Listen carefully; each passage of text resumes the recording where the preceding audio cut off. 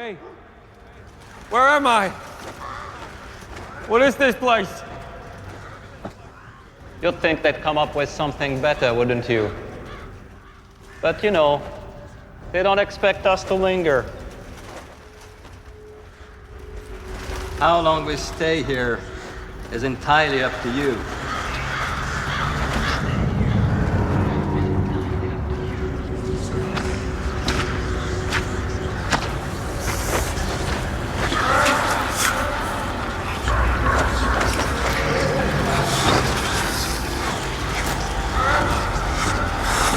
What the fuck is happening to me?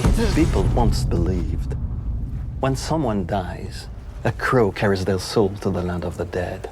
But sometimes something so bad happens that the terrible sadness is carried with it. And the soul cannot rest. What are you talking about? The crow will guide you to put the wrong things right.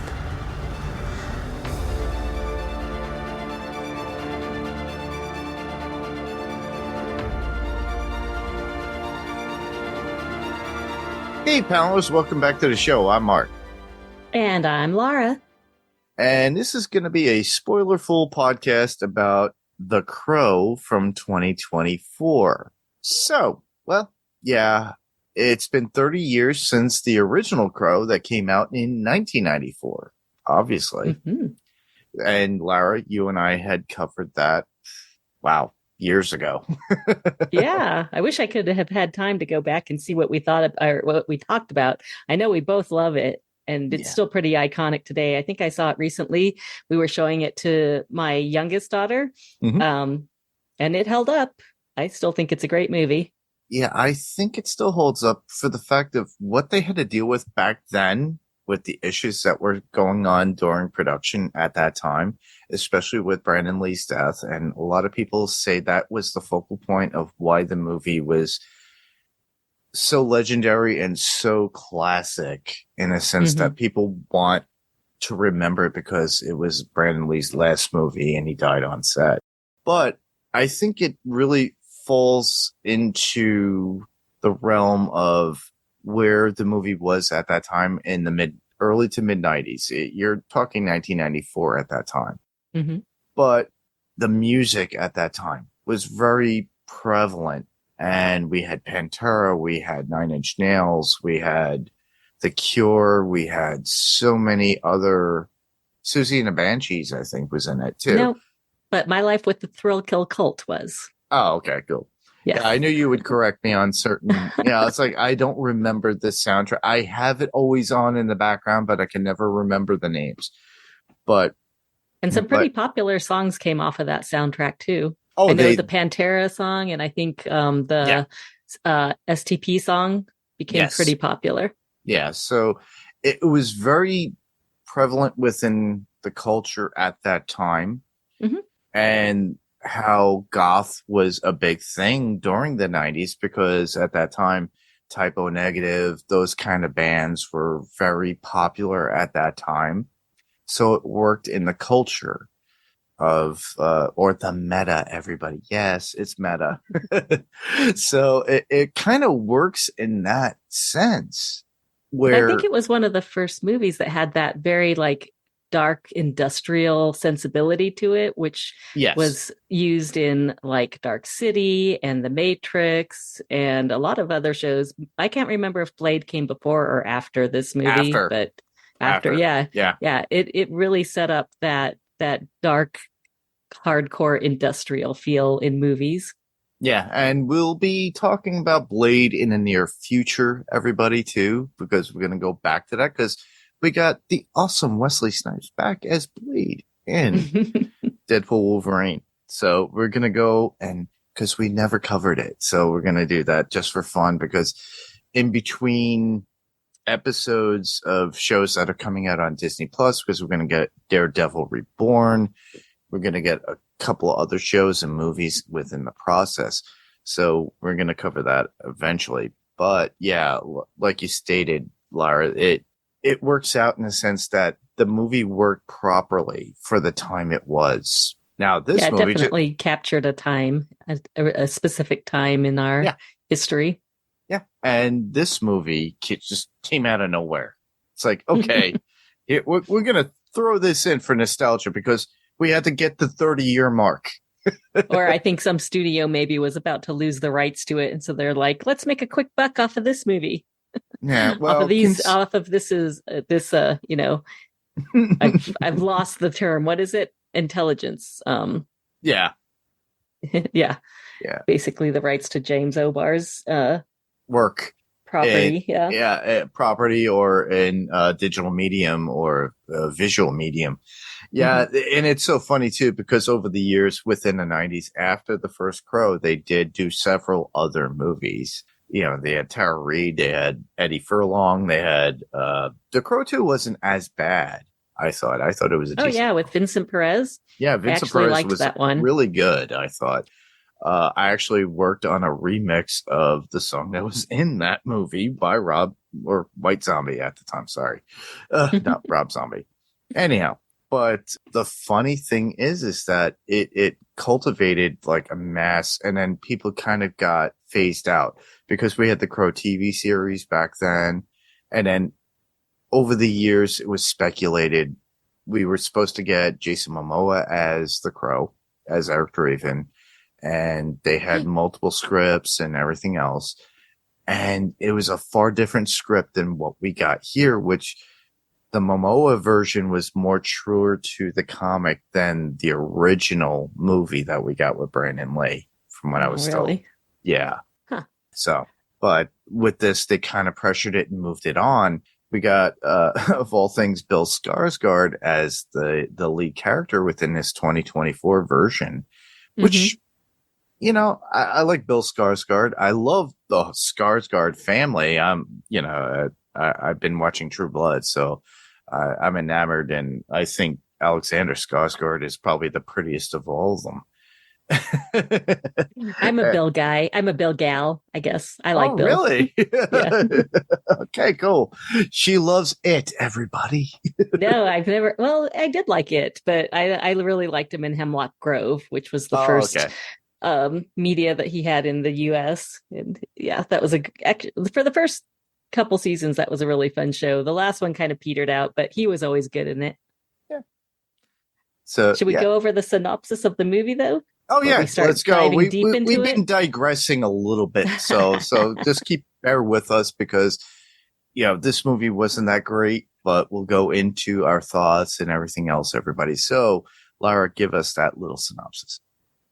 Okay, The Crow 2024 is about soulmates Eric and Shelley, who are brutally murdered.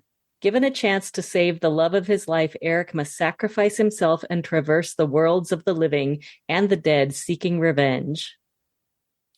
Yeah, very short and simple. It's what they had on IMDb regarding the movie itself for the new version. Yeah, but it's very similar to what we got in the 94 version description in some regards. If you've read the comic book, it's a very simple, like, vengeance story. Just two people brutally murdered. One comes back for vengeance and takes out all the people who wronged him. So it's a simple story. In fact, they had to embellish a little bit in the 94 movie, and they embellished in this a bit too to give it more substance. Yeah, that's the whole thing, and that's really what they do when they do these remakes or redos or redux movies. They have to still keep true to the initial or bulk of the story, but they do have artistic merit where they can do whatever they want, and with this one they did a lot. Yeah. In a lot of respect.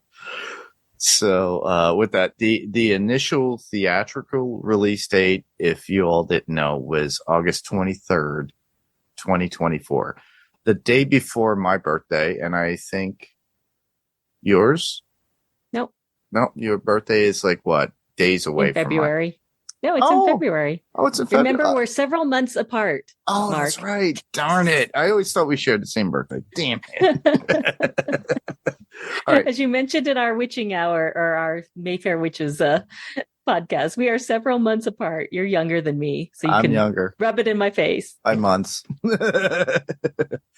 Anyhow, yeah, it was the day before my normal birthday, which is August 24th, which was so funny too, because when it came out, I was like, I gotta go see this. Why did I go see this? And we'll let you know, because right now I have the Rotten Tomatoes reviews on this. So it gives you 22. It gives you 22% on the tomatometer with 131 reviews. You didn't grab the popcorn score? Oh, there it is. Yeah, I see it. Yeah, the popcorn 63% on the popcorn-o-meter. With 500 plus verified ratings. So it's a far better from the audience standing, but I would assume that is more for people who are younger than we are, somebody that are of the younger generation, so they're okay with it. Mm-hmm. But, and maybe they never saw the original or read the comic book, so exactly, they have nothing to compare it to. Yeah, and honestly, it had Bill Skarsgård with no shirt on. Hey, yeah, we'll go into that a little later. But so little did I know, and I had to research this, as of November 3rd, 2024, The Crow 2024 has grossed $9.3 million in the United States and Canada, and $14.7 million in other territories, for a worldwide total of $24 million. I wonder how that compared to the production costs, though.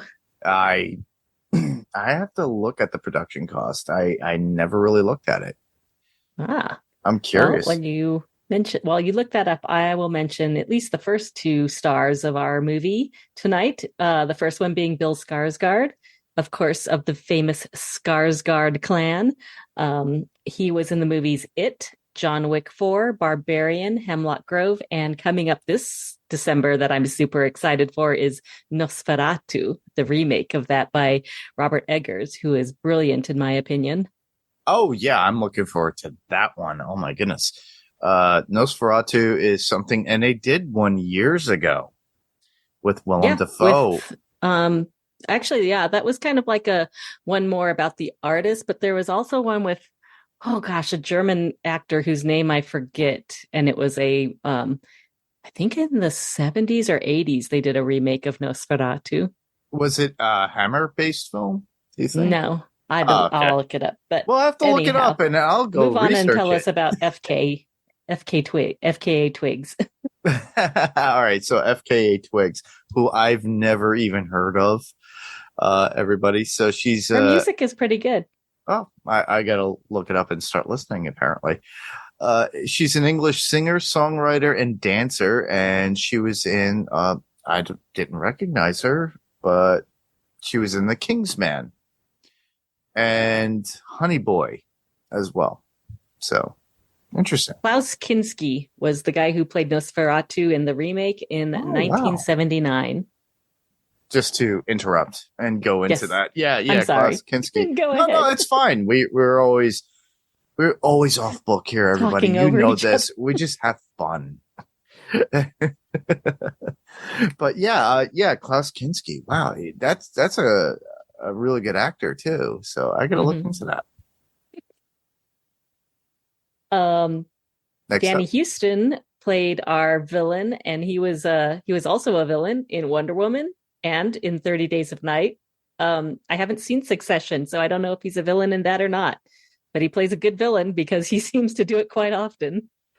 And he was also in, of all things, X-Men Origins, the Wolverine. Oh, yeah. And he played a villain.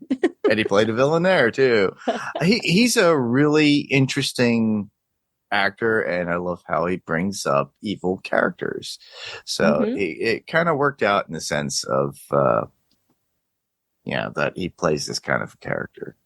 Which is very different than what we get from the 94 version, if you think. Oh, yeah. And that actor was great as the villain in that. Was it Top Dollar? It was Top Dollar in the original Crow movie. I have who that is. That was Michael Wincott. Mm-hmm. And Michael Wincott is like, he always plays these off-style characters, but with Danny Houston as that, it was more corporate based. Mm-hmm. If you think I would have to say Michael Houston. Wincott. Michael Wincott, was that his name? Yeah. Yeah, he was the better villain of the two.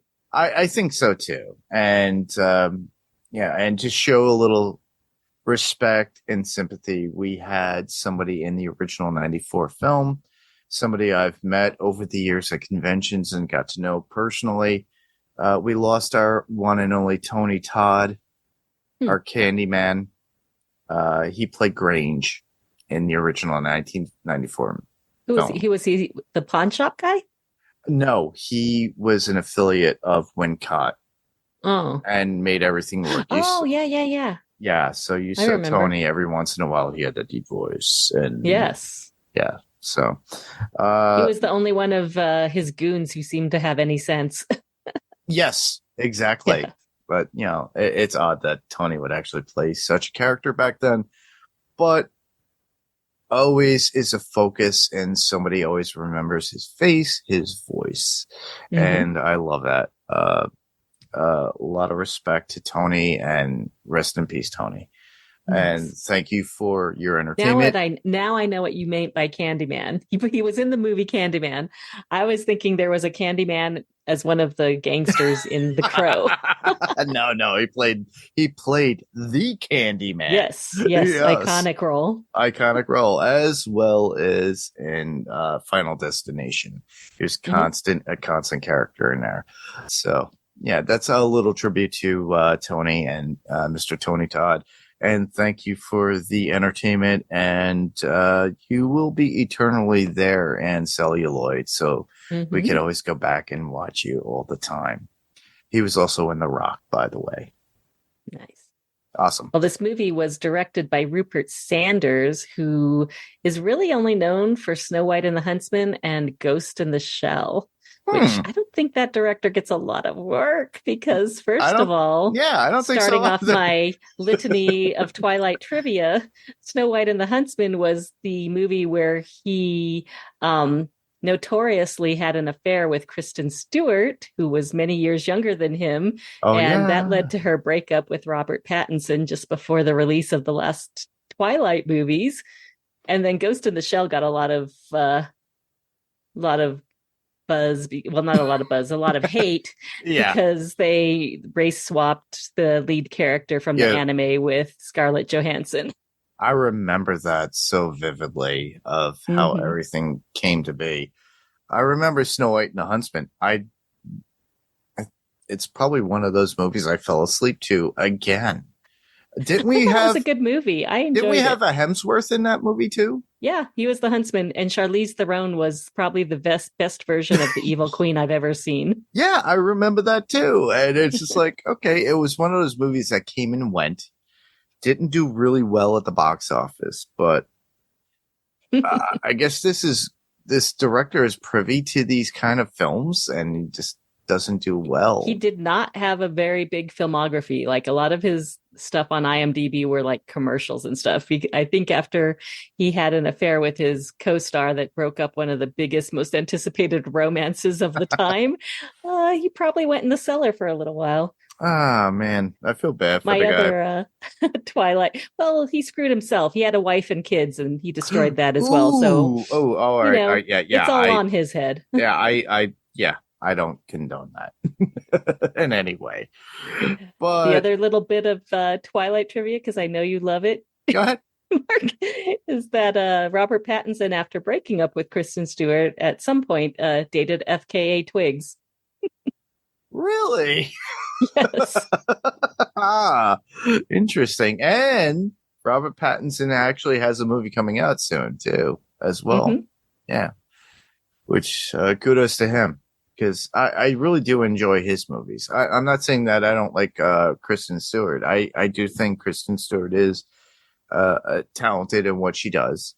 Huffing at the screen and looking forlorn. Not necessarily, not all the time. I thought her sarcasm and enthusiastic work in Charlie's Angels remake was really good. I thought that was pretty cool. But that's just who I am. But, we're not here to talk about those films, everybody. We're No. going to concentrate on The Crow 2024, not to digress as much. All right. So initial thoughts about the movie. I see you have a rating here, Lara. I just say it. You know what? I didn't think this was the worst movie ever. Maybe not even the worst of last year, but I'd have to think of what else came out last year. But I gave it 5 out of 10 corvids with shiny objects. Awesome. I have to agree with you. I would have to give it 5 out of 10 because it's not as bad as Troll 2. But I didn't catch that one. You never saw Troll 2? Oh my goodness. No. All right. So yeah, there are a lot of horrible films out there in this world.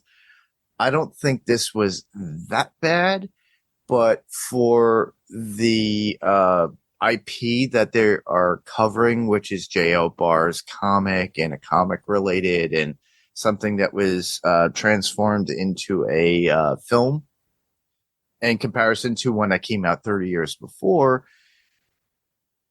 it's okay. Not bad. It's not where, like, I did fall asleep to the film, obviously, because honestly, everybody, I didn't watch this until it came out on digital. And I was able to purchase it and download it and watch it. And I fell asleep to it twice. But it's not good falling asleep to an action movie.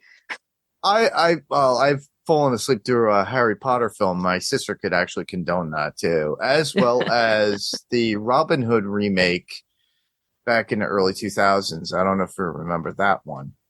But the Guy Ritchie one? Yeah. So, but the thing is that I gave it a shot. It didn't capture me, in all honesty. So I give it 5 out of 10 crow's beaks to the eyes, because that usually happens. But I do give it an okay in a sense that they were trying something and trying to reinvent the story in some way in cinematic. But this is where we're going to move slowly and transgress into casual talk about the movie itself. Oh, can I give my quick overview? My quick 5-minute thoughts on it? Oh, you go ahead. Yeah. I thought it wasn't horrible. I definitely think like maybe a younger audience who wasn't that familiar with the original would enjoy it. The action scenes were good. They were a little bit, maybe it's because I'm getting older, they were a bit too gory for me. I was like, oh. They went to John Wick. Yeah. Well, my husband loves John Wick and we see those movies and I think they're a little over the top, but he's like, it's like video game violence. I'm like, okay, whatever. It's fine. But this was like cutting a dude's face in half with a machete or with his his katana. I'm just like, oh God, no. I mean, I don't get too squeamish, so I didn't look away that much, but I was just like, sometimes it was too much. And there were points where sometimes the CGI looked very obvious to me. And you're someone who like sees that much more than I do. Oh, and I'm thinking if I see it, then it's got to be bad. Like when the blood is like, or the black blood is dripping down his face? I'm like, that looks so fake. It doesn't even look like it it's looks laying watery on his to skin. the point where it just falls down. It's worse than True Blood when they do the crying of the blood coming out of the eyes. Yeah, that's how bad it is. I just thought the CGI was not that great. It's not really to like bash it, but I'm just saying, it's like they could have invested a little bit more, but I think they rushed it. Yeah. And and to me, it's like if they didn't say this was Eric and Shelley, like they never do say Eric Draven. I don't think. I tried to pay attention. I never heard them say Eric Draven. So in my mind, I'm just like, this is a totally different Eric and Shelley. And this is just another version of the Crow, because as you know, the Crow can come in many people and bring them back many times. So I'm like, this could be just another story of the Crow and I would be fine with it. And I wasn't too, offended that it was supposed to be like the original or like the comic book. But I think the thing that I really didn't love about it is that it had no heart to it. Like No. the first Crow and even the comic book and even the second Crow. I haven't seen the sequels, but even the second Crow, they all had heart to them, where I just felt no heart in this at all. I felt like it was just a cold murder revenge movie. Mm-hmm. And I kind of wish that, and I give him props for taking risks in his movies, but I kind of just wish Bill Skarsgård wasn't in this. I mean, he's good in it. I just wish this wasn't on his resume because he's done so many great things, and he was not bad in this. I don't want him being brought down by this. And SK Twigs was fine, but a little bit bland in my opinion. Like, she didn't add a ton to the story. She was very pretty and she was a nice girlfriend. And I think they tried to give her more agency than she had in the previous movie. But I did not feel the heart that I felt in the first movie. Yeah, Sophia Sheeness gave a little bit more in the original 94 version. And from what we got out of, FKA Twigs, I'm not used to somebody having multiple letters as a name. Anyhow. Yes. It's very interesting. It's kind of like me talking about Prince and saying, hey, it's the symbol guy. Remember that back then? You didn't know. It's like you couldn't call him Prince because he's separated from Sony and he was like, I'm this symbol. Well, what I don't think anyone would sue you. You could say Prince. Yeah, I will. I always say Prince. But anyhow, I feel the same way. There was no heart in the story. And it was such a long, dramatic buildup to get to that point of vengeance. Mm-hmm. Whereas with the 94 version, it pretty much outrightly started with him getting out of the grave. We didn't have to go through this whole story plot of him learning that he's dead and he came to life and having to learn and having a Jared Leto Joker style look of tattoo on chest and body and face and everything. And it's not that's the other thing I take issue with. All of those tattoos were bright black. It's like, did he just get entirely tattooed like a week ago? Because those are all fresh tattoos. They weren't faded in any way. No. There was no transitional or anything of that. I could see where they were going with it, but put a little thought into it with the makeup effects and everything else. And, I used to dabble in special effects makeup, and I understand you have to powder it down. You have to do this. You have to literally wet it down to smudge it a little bit and then taper it off to give it off a faded look. Yeah. And they didn't even go through that process. Yeah, it looks like they grabbed a whole bunch of those temporary tattoos and just stuck them all over his body. And slapped them on and just like powdered them a little bit, wet it down slightly, and that's it. How many hours in the makeup chair did he spend on this particular movie? Honestly, I think it was a rushed job. But, and it's not any fault to the actors. The actors did well. I think, and I have to give credit where the actors are due. They are given the script. They're giving the dialogue. They're presenting what they have from the scene, from direction of the director itself. But I really think they didn't have a drive on the story itself of where it came from the actual origin, from the comic book or the trade or however, or even from 30 years ago from the original format that we got from its own iteration. They didn't get the feel of it. And it felt more of like an NCIS thing in the very beginning, story plot, to go to a John Wick, I have to take revenge kind of plot point with, this otherworldly character presence, and that's how I feel. Yeah, so this is why I felt no heart in it. Is like so they build up this whole first half of the movie with him meeting Shelley in a at first I thought they were in prison. I thought it's really weird that they have a co-ed prison. Why do they have a co-ed prison? That's very dangerous for the women. But I guess it was kind of like a rehab center of some sort where they all had to wear bright pink prison uniforms. Yeah. But anyhow, they meet there. It gives us a little bit of backstory to their love affair and everything. And we even get some sexy times with a naked Bill Skarsgård butt and all this, but the stuff that we didn't get in the first movie. But I just did not feel that connection between them.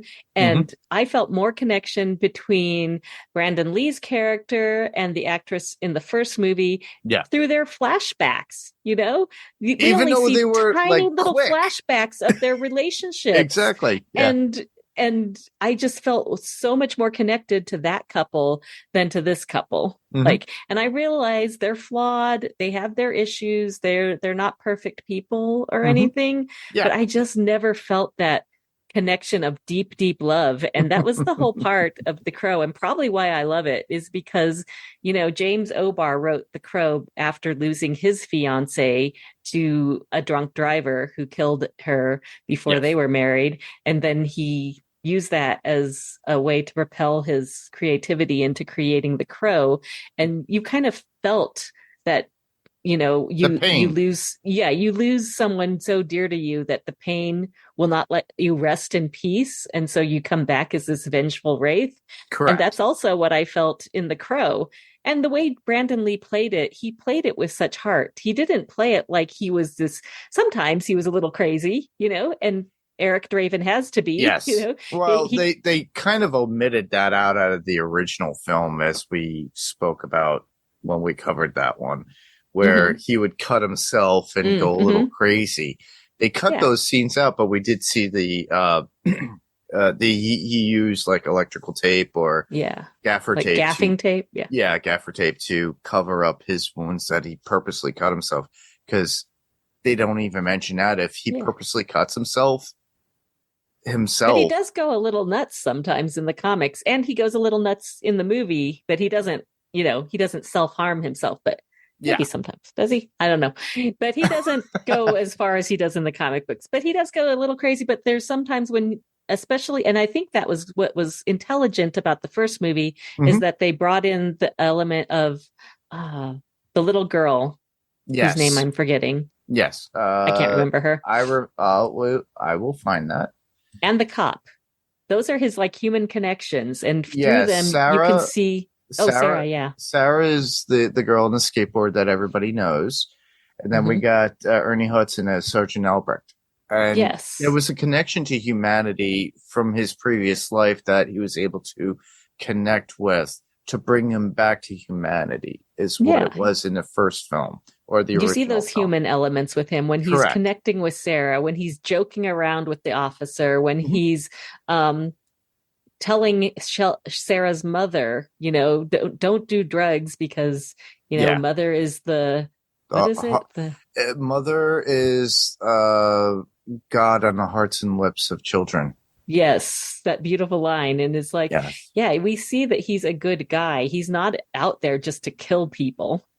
So I felt like that was missing in this, because even when when Eric in this movie is with his friend, his buddy who's tattooing him, his friend gets shot. His friend gets killed for no reason. And he's just sitting there and he doesn't even seem to acknowledge it. And it's like, why is he so cold? It's just so, I just felt so, it's so abrasive, empty about it. Yeah. I'm like, I don't feel like all that killing is justified when all you want to do is like slaughter everybody, but you have no heart for it. You have no, nothing that is propelling you except for anger, apparently. Exactly. You'll find it funny too, because like I said, I fell asleep through the film. I remember putting this movie on a couple of times. I have a thumb drive, and I was like, I transferred it to a thumb drive. I put it on my LG TV. The problem is with LG TVs, if you put it and you play it as a media source, guess what? It replays it over and over again. Well, I fell asleep at 9:30, maybe 10 o'clock. I woke up at 2 a.m. And it was one of those things where I had it playing in my bedroom TV. And it was playing over and over on my LG OLED. Yeah, I have a 65-inch LG OLED, everybody, in my bedroom, that bright as day. And that didn't wake. The one thing that woke me up is I was like, oh, what the hell is that noise? I woke up. I was like, oh, it's the fight scene. It's when he starts going into the meeting area of this theater and having to make the John Wick climb up of everything and having a small katana blade and attacking all these guys creatively. And I'm like, and I had to pause it to see the timestamp. And I'm like, this is so late in the film. Mm-hmm. Everything else was freaking boring. What the hell? And I'm like, okay, watch this. Because as you listeners know, on Adrenaline Cinema Podcast, we covered the John Wick series. And I'm like, this is John Wick with the supernatural.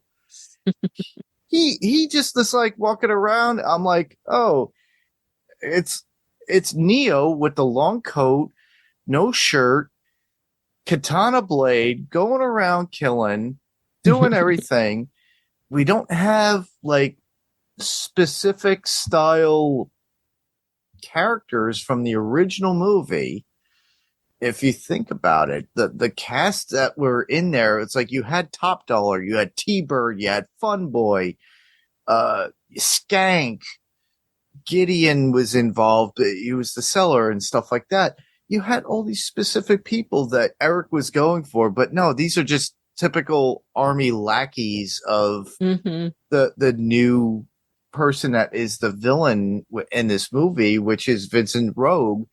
And you're like, okay, so he's just chopping through all these people, creatively killing them, mind you. There was a point where he takes the katana, puts it to somebody's mouth, and then just separates his skull from the jaw, through the jaw. But it's a small katana, which I actually had to look forward to. So I had to look for it online to see what it was. And somebody had stated that the katana used might be a wakizashi, which is a smaller version of a regular katana, which would inherently be what Judith Grimes would use in The Walking Dead. Yeah. A little starter set. A little starter set. Actually, if you do buy a series of katana blades, the full katana, you got a mid one, and then you get the small one, that's what it is. I actually, it's funny. My sister still has a set that I gave my nephew, I'm going to say about 15 years ago, because I didn't want the set anymore. I had a lot of stuff, and I have a lot of swords and blades and stuff like that, everybody. But I gave it to him. My sister was like, and they just put it on display in the basement. It's stainless steel and everything. It's not the greatest of blades. It's not like founded in Japan or anything. But it just makes me think of that. I'm like, he goes around with this small blade. It's like, especially when it goes through his back, takes the blade from his chest to go into somebody else. I was like, the creative kills were really cool there. So you knew they were taking a page from John Wick. So yeah. I'm like, okay, so they went over the top with this. The only other thing that made me interested in liking it a little bit is when I watched it the second time, when we see Eric going down to death in the death realm. And we was kind of like in purgatory. I thought, to me, that was like a purgatory, like a limbo. And that's when he's told by that other guy of what was going on with him and what is happening to him and what his duties are and where the crow comes into play. So, I thought for sure we were going to get the skeleton cowboy from the comic books, because you and I talked about how we never got that in the first movie. Yeah, and that was a cut scene that we only got images of. We never got that cut scene. And I think that's what this was supposed to represent. So I'm like, oh, okay. The imaging was great. The crows, yeah, it was still CG based. And I have to give credit where credit's due when it comes to the visuals on Scenic. It looked really good there. It looked great in the scenic design for when he does that walk up the stairs and to finally get to Rogue and try to kill him and stuff like that. To me, and then, if the effects were better for him to show the makeup of what like we had with the Branden Lee version in 94 and how it comes out, it would have been nicer if it was the effects were a little bit more, I can't say realistic because it's not real, but not as CG. A little bit more developed. And that was the only takeaway. That's why I give it like a 5, just like Lara. They literally started to work with this, and they just didn't know where they were going. So, and by the time, and they passed it off. Originally, it was supposed to be out in June, and then they pushed it back to August. I think that's one of the other criticisms I have is that it's called The Crow. The whole point about it is that crows deliver the spirits of the dead from this world to the next. And sometimes they return a soul to Earth to right a wrong. Yeah. But you never see them utilize the crow. I mean, they have the crow flying around once in a while, but unlike the movie and the comic book, he doesn't see through the eyes of the crow. He doesn't use the crow as a scout or anything like that. Like it's just cool because they all show up at once. Sometimes, you see a huge murder of crows in the sky, but he never really uses them to his advantage. It's like, why are you calling this the crow then? Because they have the murder of crows, they have it as a background. This could have been a completely different movie altogether. He doesn't have his crow companion like he should have. Yeah, I agree. Yeah. It's so sad when they do stuff like that. It's like, But again, if you didn't know the source material, you wouldn't really question it, I guess. Well, that's the whole thing. It's a new era. It's a new age. You're talking 30 years later. How many of these kids actually know? All they know is from their parents. And that would be people like our age. Lara going, it's like a Gen X thing. They knew about it because they were there when the comic came out. But actually, Katie O'Shaughnessy, who does a lot of reviews on YouTube, said that she saw the first original Crow she saw the remake. And then she said that, she told her mom about it and her mom's like, oh, no, you should see the original. And she went and saw the original and she loved it. And she couldn't believe that they remade that movie. Exactly. So poorly. Katie O'Shaughnessy, I love on YouTube, everybody. She started her career. She's a Gen Zer. She's a Gen Zer, but she started her career in doing live reactions to The Walking Dead. And she's got multiple amounts of tattoos of The Walking Dead and a lot of things that got her through. She had a lot of history of depression and a lot of not knowing what she wanted to do in life. And I think at one point she was suicidal, but she kind of worked it out where she created a channel and did something for herself. And she loves these kind of movies and these shows. And she gives really good critical reviews and, fun. Her reviews are so funny. She's really, really entertaining. Her accent, her Irish accent is amazing. And I found out about that only because she talked about how, and we on Adrenaline Cinema, we have covered the series Interview with the Vampire, and she said that's how the circuitous way she came about watching Interview with the Vampire, the series, and falling in love with it, because she asked her mom what other 90s movies should she check out, and so she checked out the original Brad Pitt, Tom Cruise Interview with the Vampire, which she thought was entertaining, but then she went back and then she started watching. No, I think it's because her mother badgered her over and over to watch the series and told her how great it was. And then she finally broke down and watched it and became obsessed with it. So she went back and watched Interview with the Vampire. And then she wanted to see what other kinds of 90s films she should go back and see. And she didn't realize they were based on books, and hopefully she'll read. I think she has read them. Awesome. But yes, sorry for the tangent, everyone. No. It does follow through to what we are talking about. So these are adaptations, either A, from a book, or B, from a comic book. So it does work in that respect. Oh, since we're talking about characters, and then maybe we can move on to the music, but the characters, what about Danny Houston's villain? What was up with his supernatural powers? I thought that was strange because in the 90s movie, well, of course, in the comic books, the villains had no supernatural powers. In the 90s movie, he kind of did. His sister had a weird kind of witchy power. Yeah, and then in this one, he's Micah, like a full-on Micah demon. in '94. Yeah, had the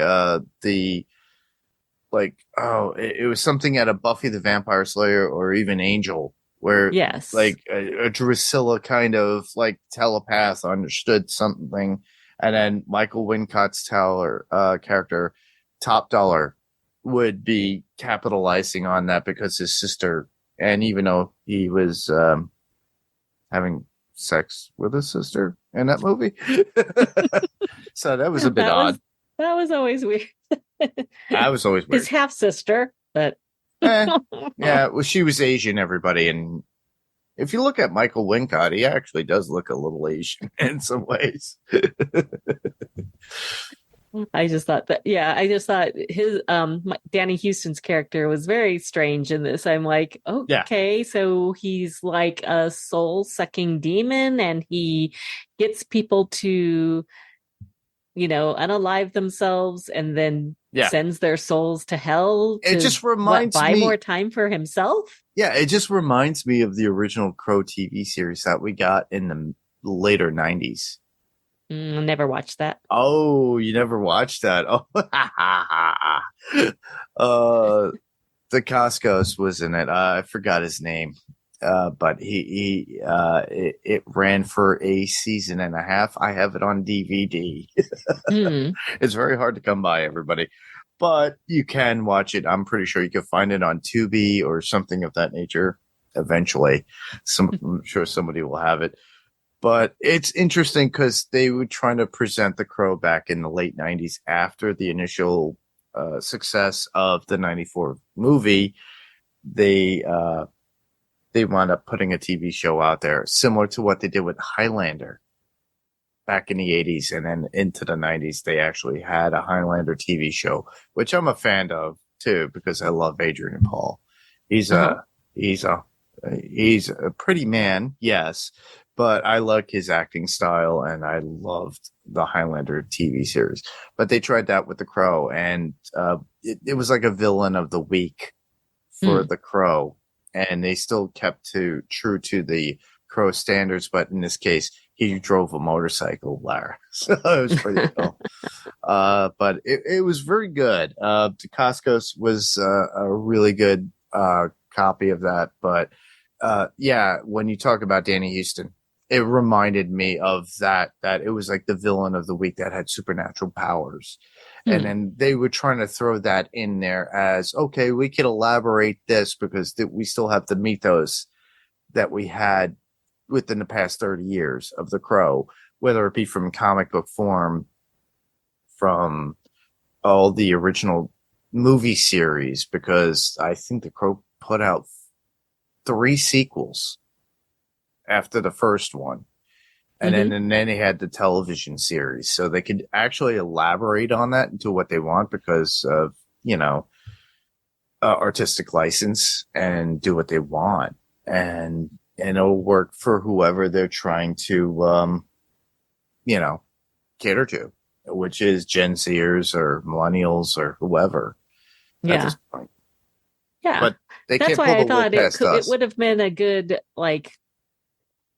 another, sequel to the original Crow. It would have worked fine as that. I never saw him as Eric Draven, and I never saw her as Shelley because the sadness that was involved with Jay Obar and his fiance, and the sadness that was Branden Lee and his fiance Eliza, who they dedicated the film to because they were engaged and about to be married when he died making that movie. So I just loved I mean, as much as I like the dark, broody gothness and the even some of the violent action scenes of the Crow movie, at the heart of it, it was a love story. So, and it's a gothic love story, in my opinion. And those are one of my favorite genres. So that's why I loved it. And I couldn't say the same about this movie. Yeah. It's apples and oranges between these two movies, I think.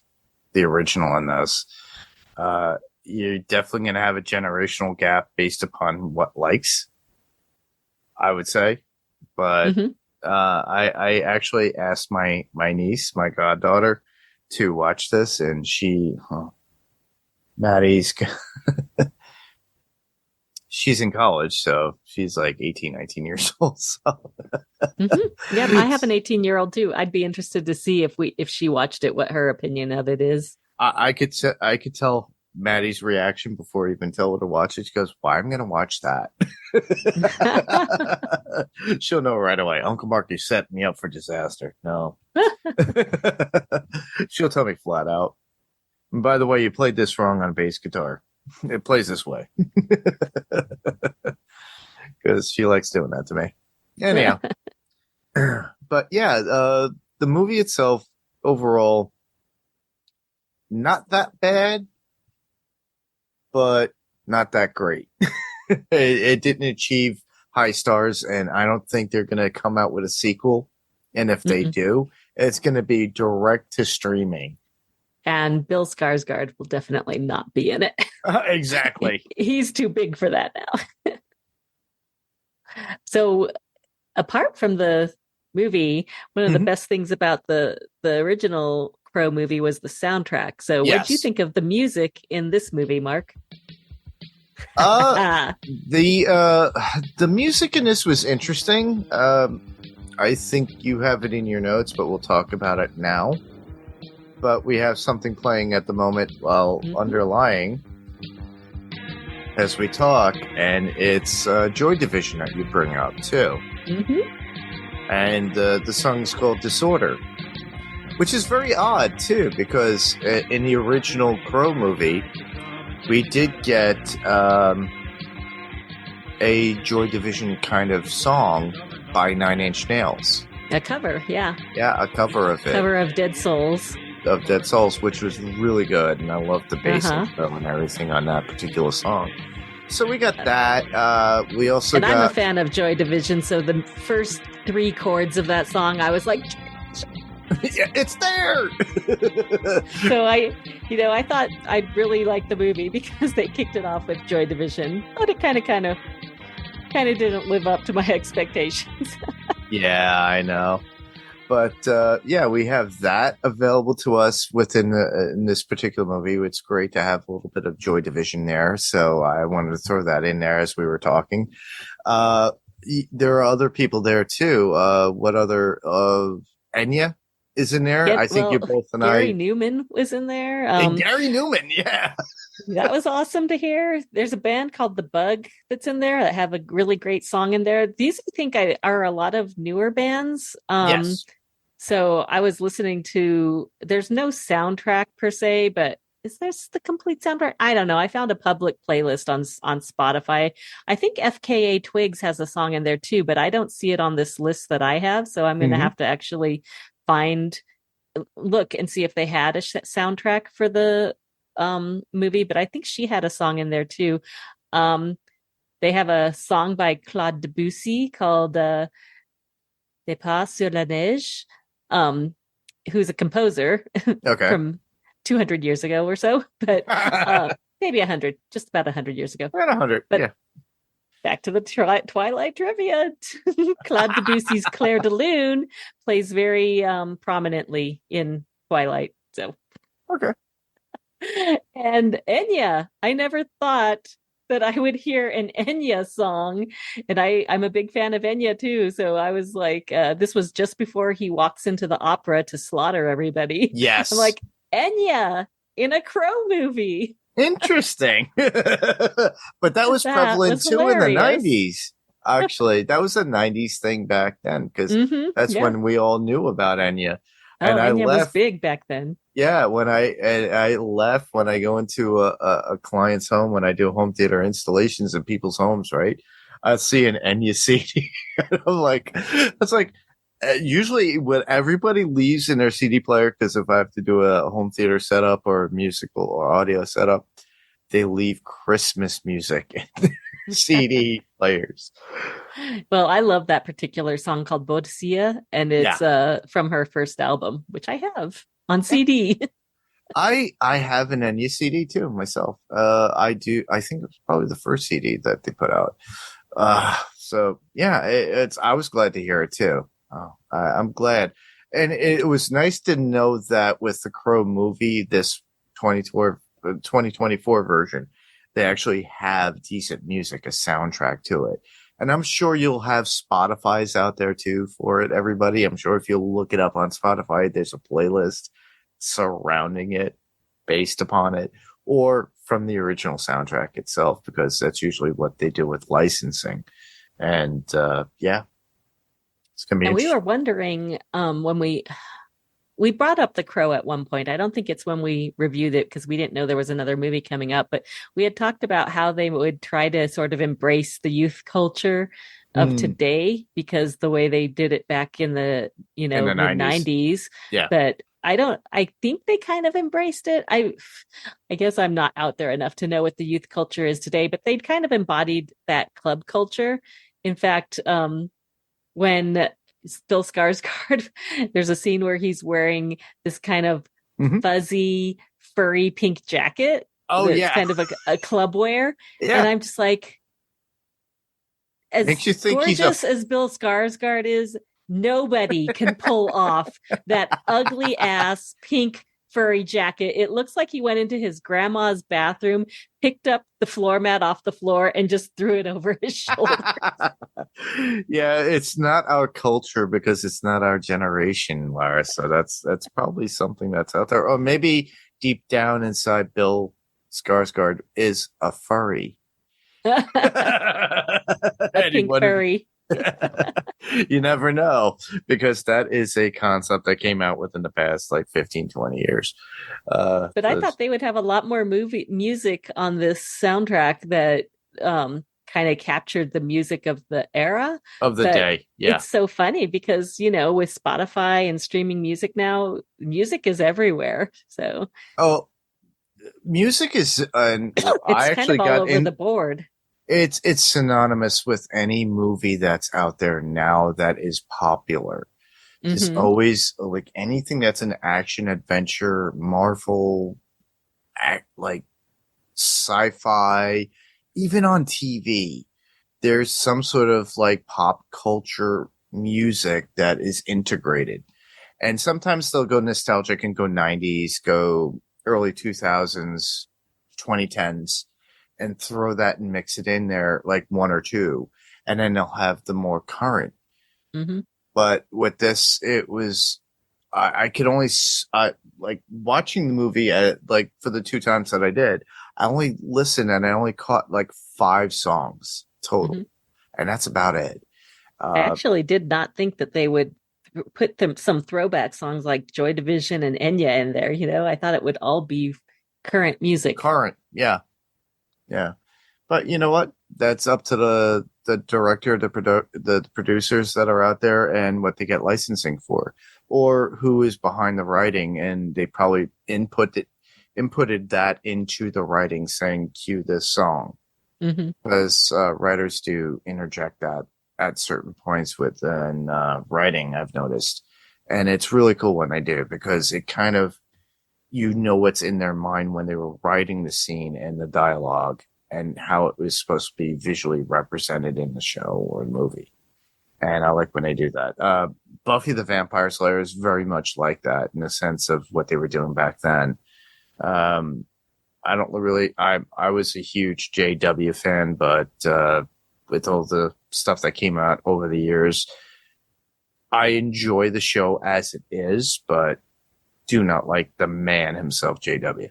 Yeah, I think you can still appreciate the art because especially in a collaborative media like movies and TV, it's more than just one person, Correct. It's the work of many people. So you can't just completely bash an entire show because of one person, because there's Yeah. so many other contributors to it. Yeah, I don't exclude it. I do still watch it. I own all the Buffy the Vampire Slayer on iTunes and on DVD. I have Dollhouse. I have True Calling, which was another one that came out back in the day. Firefly. Obviously, he did Marvel too. So, but I just, for the fact that they do incorporate that in Buffy. If you go back and watch it, it's all 90s based, and you can tell the era of its time too, everybody. One of these days I'm going to have to watch that show. Well, all I do is hear about it, and I'm like, when will I have time to watch this? Oh, Maybe I when think I you retire. should. I think you should, just for fun, just to turn it on. As you know, our friend Billy Spalding is doing that with his roommate Will, and they're covering that on the Slay Lounge podcast that's now on the Pirate Core Entertainment podcast. So they're covering that. They're going to be covering that soon. So I would say just watch one episode at a time if you had the moment. Just throw it on if you can, and just check it out. But yeah, it does show the time that it was out. And I agree completely, but I'm a sucker for it. But I actually been watching episodes recently, and I've been watching True Blood too, as well. And that's been fun lately. That's what I've been doing, everybody, in between, because we haven't been putting out too many podcasts on my end, but we'll alleviate that. But the only announcement I have for you now is that we will be coming out with the Pirate Core Music podcast on the Pirate Core Entertainment podcast. Woo-hoo. So that will be coming out in January. Several people have already made choices of the artist, album, or artist with their catalog, and having discussion points about music in general. I'll be bringing in all the technical aspects and thoughts, and then we'll have sub-genres or sub-talks of said person, like earwigs. What song from this artist has an earwig in your head constantly? What did you screw up in the lyrics that you sing in the car and you can't get the lyrics right that they sing? You know, how many times have you said, "Excuse me while I kiss this guy"? And Jimi Hendrix does not sing that. I've probably done that once or twice. So that's something to look forward to later on. But that's a little additional information. But to keep track with this, we're going to move in, and as we wind down, we're going to go into quotes. I don't have any, but Larry, you have one. Yeah, none that stuck out to me in the movie as I was watching it. So I went and looked to see what quotes were out there, and I'm like, oh, this perfectly encapsulated the dialogue of the show, which I felt was not good. Yeah, I know. And Eric says, I loved her, I loved her like an ocean loves water. And his friend Chance says, an ocean is water. It's no mother is the name of God on the lips and hearts of children. Yeah, I know, right? Or it can't rain all the time. Oh God. Now I gotta go back and watch that version. Well, it does rinse out the bad idea of this particular film. And we hope that you guys do too. And listen to that particular podcast. And let us know. Go back and listen to that one. See how it stacks up with this. Yeah, exactly. But other than that, we can move into interesting and unknown facts about the movie, which is called The Crow 2024. So, Larry, you want to start us off with the first one? Sure. When asked if he had seen the trailer for this film, Ernie Hudson replied, I haven't seen it. The actor who I can't name is playing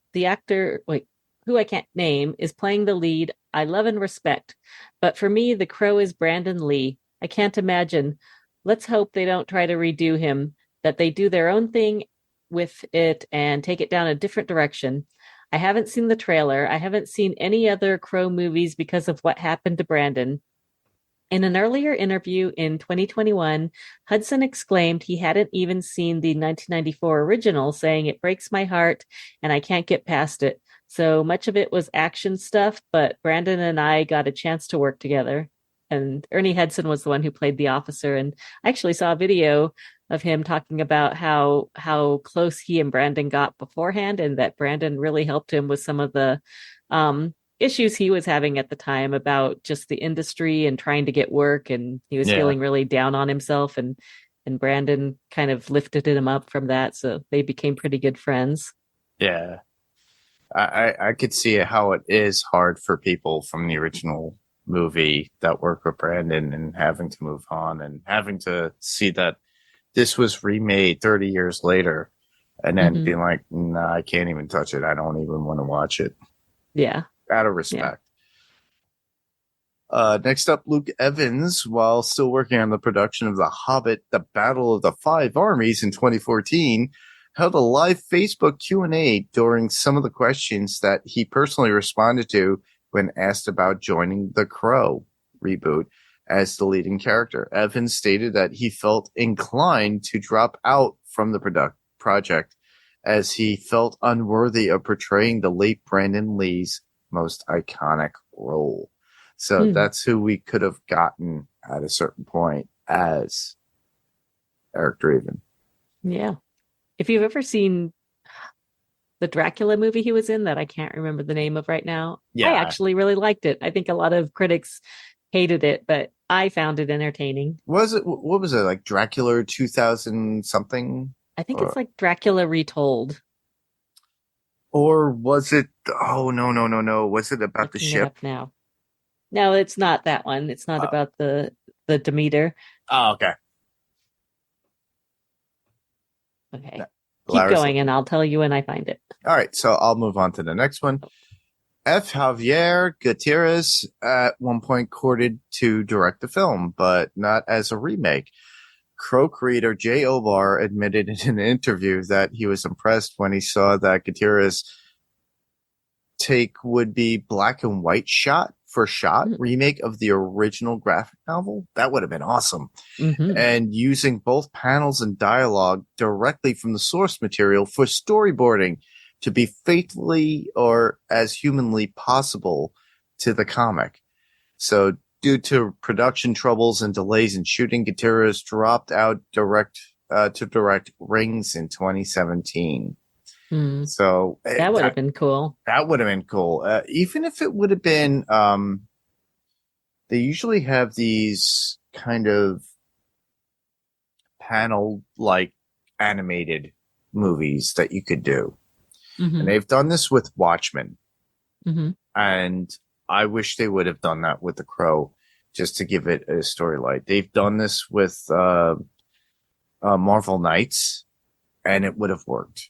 So that makes me think of like Sin City or something like that. Something that has Sin a very City had done the same feel thing to it. Yes, exactly. But they also did that with Sin City too, on it was like a third movie or something that they did where they used like moving images on screen with just voice actors, but it looked like as if the panels were moving on your screen and are slightly animated. And that movie was called Dracula Untold. And it's really good if you haven't seen it. It's the tale of Vlad the Impaler, but kind of casting him a little bit as not so much the protagonist, but like why are all the words escaping me tonight? Sort of the dark hero, of it. It's really good. And it has the actor who played Tyrion Lannister in it. Oh, okay. So you would say it was more like an anti-hero. Anti-hero. That's what I was thinking. Yes. Okay. Yeah. All right, cool. And it's a little bit more comic booky. He's a bit more superhero-ish. What? And our next point about The Crow 2024. At one point, the Crow film was intended to be called The Crow Reborn, based on a screenplay by Cliff Dorfman, being an original story about an undead police officer returning to avenge his family. The script attracted the attention of Jason Momoa, who was then cast in the lead role, but the production fell through when Momoa left because he didn't like the constant rewrites, which wore away any semblance of the Dorfman script, turning it into more of a remake of the 1994 film and less the original story he had signed up for. Dorman himself disowned the resulting film after seeing a screening, posting his response to possible fan skepticism of the film's quality, writing simply, "It is and don't." I think what I had read probably more about the script of Dorman was at the end when they were trying to make it more like the 94 film with Jason Momoa. So I think I read that script version because there was so many leaked online. All right. Last, during a Reddit AMA, Shannon Lee, sister of Branden Lee, was asked if there should be a remake of The Crow, 1994, to which she responded, "I don't think they should remake The Crow. Boo." Oh. And I agree with her. Well, I don't think she went and saw this one then. No. The family is very, very strained from it too, for the fact of Brandon and him passing, and it just sucks. Well, with that, we don't have any audio feedback, no Facebook feedback. I gave this out a long time ago, everybody, so I understand. But a little bit of podcast recommendations. Lara, do you have any? I will recommend our friend Becky's new podcast, What We're Watching Tonight. Is that correct? I don't have it in front of me. What's on tonight? Yes, because I am watching the newest season of What We Do in the Shadows, and Becky has just started up a new podcast on the Pirate Core Network called What We're Watching Tonight. No. What's on tonight? What's on tonight? I got to advertise it properly. It's called What's on Tonight. They're covering the latest season of What We Do in the Shadows, which is hilarious. It's the last season. She's doing it with her friend, and they're fun to listen to, and you can just feel their excitement for the show when you listen. Yeah, it's awesome. They actually just recorded just before us, everybody. So I had to host it so that way they could actually record. And they did episode 6. And I have not yet watched episode 6, but I was not listening. I was not watching. I'm caught up on the podcast now, and I'm almost caught up on the series. I'm up to the latest episode, so I got to send in some feedback. All right, cool. Do so. And we do appreciate all you listeners if you do. Another one in companion to that, if you don't know What We Do in the Shadows, the TV show, and haven't even started it yet, there is an awesome movie that came out years ago that Taika Waititi had done. And it's called What We Do in the Shadows. That's where the show stemmed from. Podcastica has recently did a coverage of that said movie. Check that out on podcastica.com. I would like to recommend also the Sleigh Lounge, which is going to be really cool because it's our friend Billy Spalding and his roommate Will, and they are calling it the Sleigh Lounge podcast, and they're covering Buffy the Vampire Slayer. And they're going to start, we did a whole promo. I didn't realize a promo could go over an hour long, but good for them. But they give you full insight of Buffy the Vampire Slayer from movie to show and their thoughts and what they want to talk about and what's going on. So I highly recommend it. Listen to that promo. If you're not aware, you could easily just go online and start watching the episodes. Start with season 1. I think they're going to go episodically. And then after they finish that, they'll probably move on to True Blood, Gilmore Girls. Who knows? You got to bear with them. They're going to be bringing up a lot of different stuff. And I really do enjoy what their talks are because when I got to listen to it, I have to edit. Damn, they're really good. Yeah, I listened to it recently, and even though I don't watch Buffy the Vampire Slayer, I loved hearing how they both came to it and how it filled, a certain segment of their lives. And they're from a generation a little younger than us, Mark. Yes. So, they were in a different space in life when they watched that show. So It's really fun to listen to their point of view on it. Yeah, they give a great swing to the LGBTQ community in viewing that show as well. So I highly recommend that everybody check that out. You could also hear, which is a caveat to that, a podcast channel episode or podcast, which is called Still Slaying, a Buffyverse podcast. And they are covering Buffy the Vampire Slayer. Right now they're moving into season 4. But before they get into season 4, they're going to be doing a cheerleading movie called Bring It On, which has Kirsten Dunst from Interview with the Vampire, which we covered on Adrenaline Cinema Podcast. Also, Eliza Dushku, that was on season 3 of Buffy. But we have our very own Becky Anderson going to be on there as a guest with Penny and Kara. So check that out too. And then listen to them and their Buffy thoughts on the Buffyverse. It's a really good podcast. I've been on there. I'm probably slated to be on there probably mid-season. I haven't chosen an episode yet, but I will. So I try to pick the Halloween one because I like the Halloween episodes.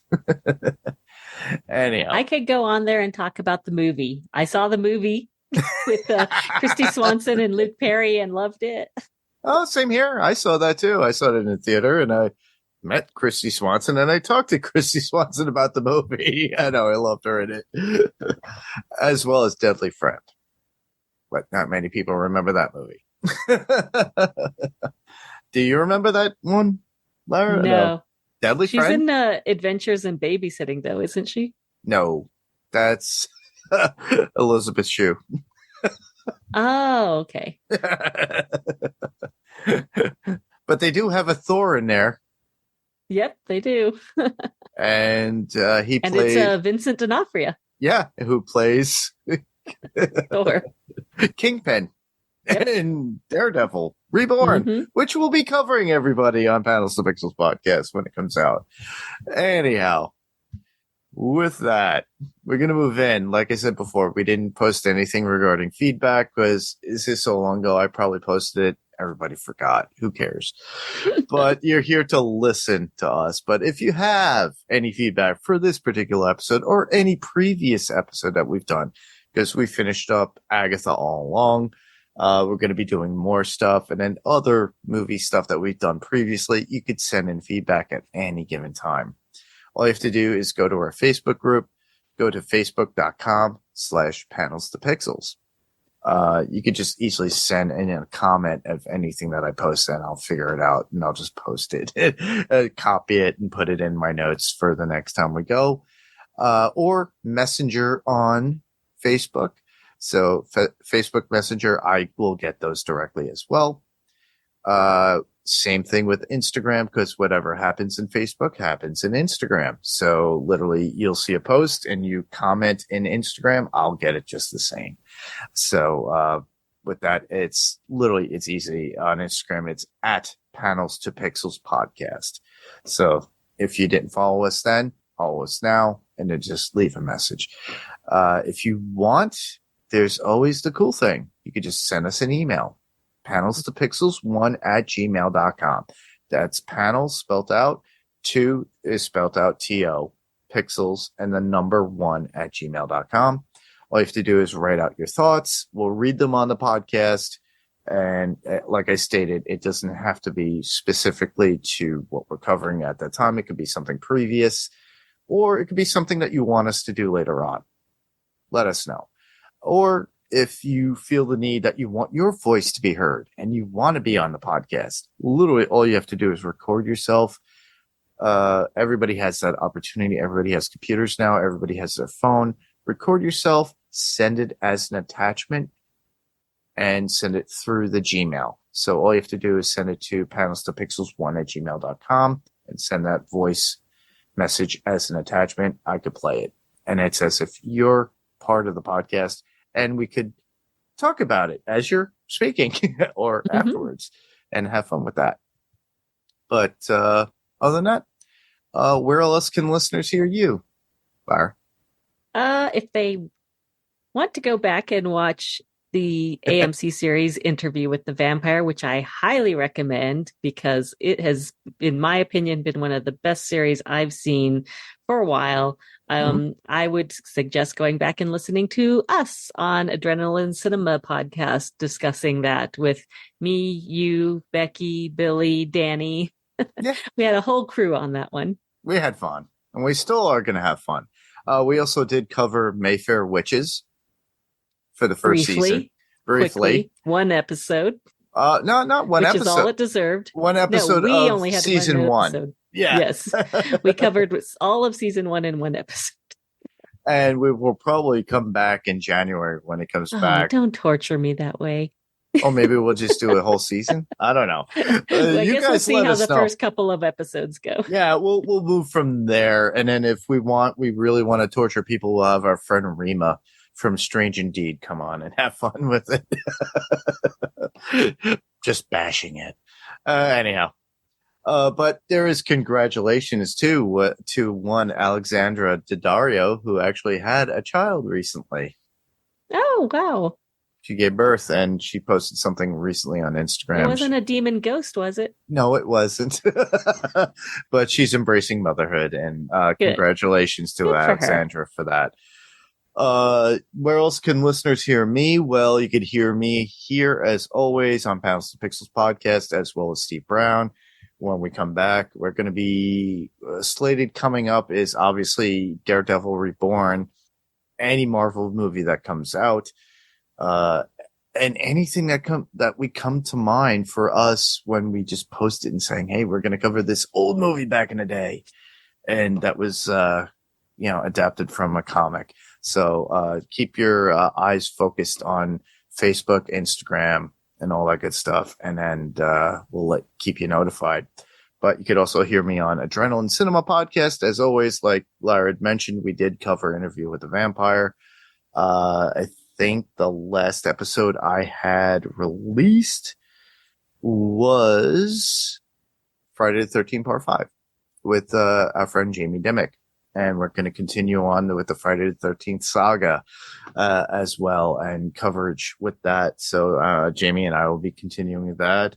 And I still have to do Dracula, the original Dracula of Bela Lugosi with my friend Ben Elmore. So Ben has finished up a few things. He's been on vacation. So when he comes back, it's not Halloween. It's not really Samhain anymore, everybody, but who cares? It's before the holidays. It's the nightmare before Christmas. So I like keeping it that way because I like doing that. And I could do whatever I want on my own podcast. If you ever want me to hop on for any kind of Dracula content, I'm there. I love my bloodsuckers. So you can hear me there, as well as, like I said, I already mentioned it, the Pirate Core podcast.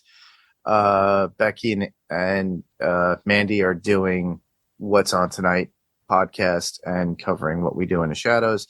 You got Billy and Will doing the Slay Lounge and covering Buffy the Vampire Slayer, so keep in tune to that. But to keep you apprised of what's going on, and I mentioned it earlier, it will be the Pirate Core Music Podcast, and we will be launching that in January. So right now I'm building up a plethora of people to come on to talk about either their favorite artist and album, music style, or everything that involves within. So keep your eyes peeled and your ears open, so that way you'll be able to hear it. But other than that, that is our episode. I just want to thank everybody for listening. I'm Mark. I'm Lara. Same podcast, different panel, different pixel. And this was Panels to Pixels podcast. And we'll see you on the next panel. Good night. Good night.